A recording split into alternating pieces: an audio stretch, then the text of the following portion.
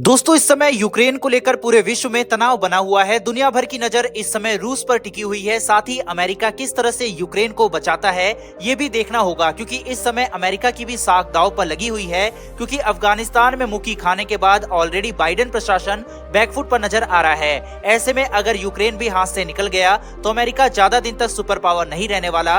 इसलिए नाटो और अमेरिका के लिए ये लड़ाई नाक बचाने की भी होगी। हर संभव प्रयास दुनिया भर में किए जा रहे हैं इस लड़ाई को रुकवाने के लिए, लेकिन रूस के आक्रामक तेवरों की वजह से मामला सुलझने की बजाय और भी ज्यादा उलझता जा रहा है। क्योंकि 1 लाख से ज्यादा सैनिक बॉर्डर पर रशिया ने फिलहाल खड़े कर दिए हैं। साथ ही S-400 डिफेंस सिस्टम से लेकर बॉम्बर एयरक्राफ्ट और परमाणु हथियार ले जाने वाली मिसाइल्स और मिग एयरक्राफ्ट की भी तैनाती रूस ने वहां पर की हुई है, जिसको देखते हुए अमेरिका ने आज यानी 15 फरवरी को यूक्रेन को $1 अरब की मदद का ऐलान किया है। साथ ही नाटो देशों की तरफ से भी, चाहे जर्मनी ही क्यों ना हो जो इस मुद्दे पर अब तक चुप था, उसने भी यूक्रेन को हथियार सप्लाई करना शुरू कर दिया है।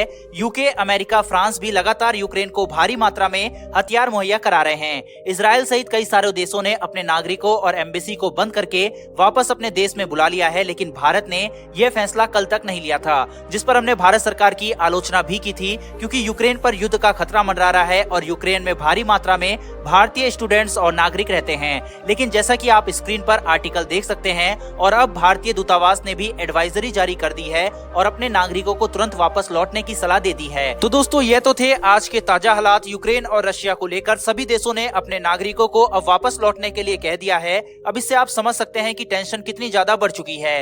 लेकिन एक तरफ जहां रूस यूक्रेन ने अमेरिका और रूस को एक दूसरे के आमने सामने खड़ा कर दिया है, वहीं अब भारत कुछ ऐसा करने जा रहा है जहां ये एक मौके पर साथ में नजर आएंगे। और ये भारत के अलावा दुनिया का कोई भी देश नहीं कर सकता, क्योंकि भारत के ही संबंध इन दोनों देशों से इतने गहरे हैं। वरना पूरी दुनिया दो खेमों में फिलहाल बटी हुई है, या तो कोई रूस की तरफ है या फिर अमेरिका की तरफ है। लेकिन भारत के साथ ऐसा नहीं है। भारत ने दोनों देशों के साथ संतुलन कायम किया हुआ है।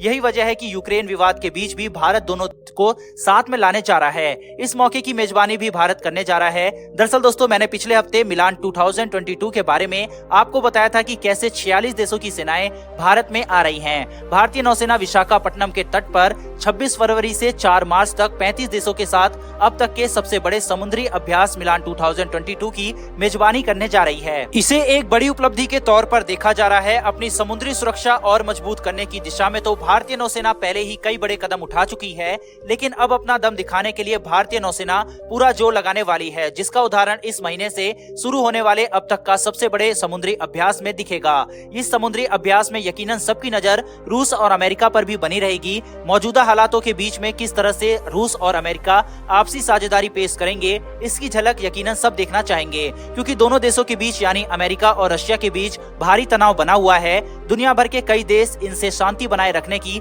अपील भी कर रहे हैं। भारत ऐसे समय में विशाल समुद्री अभ्यास की मेजबानी कर रहा है जब हिंद प्रशांत महासागर में कई तरह के घटनाक्रम चल रहे हैं, और यह निश्चित तौर पर एक बड़ा मैसेज होगा। इस समुद्री अभ्यास में अब तक जो खबर आई है उसके मुताबिक 35 देशों के शामिल होने की खबर है, जिसमें अमेरिका और रूस भी शामिल होंगे। इस समुद्री अभ्यास के लिए कुल 46 देशों की नौसेनाओं को आमंत्रण भेजा गया है। इसमें लगभग 35 देशों ने अपनी भागीदारी की पुष्टि की है, यानी कि ये 35 देश तो इसमें भाग लेने आ ही रहे हैं। इसमें लगभग 15 देश अभ्यास के लिए अपने जहाजों और पनडुब्बियों को भेजने जा रहे हैं। इसमें अमेरिका का जहाज भी शामिल होगा, जबकि अन्य एक प्रतिनिधिमंडल भेजेंगे। जहाज या प्रतिनिधिमंडल भेजने वाले कई देशों में संयुक्त राज्य अमेरिका, रूस, फ्रांस, यूनाइटेड किंगडम, जापान और ऑस्ट्रेलिया भी शामिल हैं। इसके अलावा मध्य पूर्व से सऊदी अरब, Iraq, Iran, Oman, Qatar, Kuwait और यूएई में इस साल सबसे ज्यादा निमंत्रण भेजे गए हैं। अभी तक इस तरह का अभ्यास अंडमान एंड निकोबार में होता रहा है, लेकिन क्योंकि यह इस बार इतना बड़ा युद्ध अभ्यास है, जिस कारण इसको शिफ्ट किया गया। यकीनन दोस्तों, ये भारत के लिए एक बड़ी उपलब्धि है और हमारी कूटनीति की ताकत ही है कि इतने बड़े बड़े देश भारत में आकर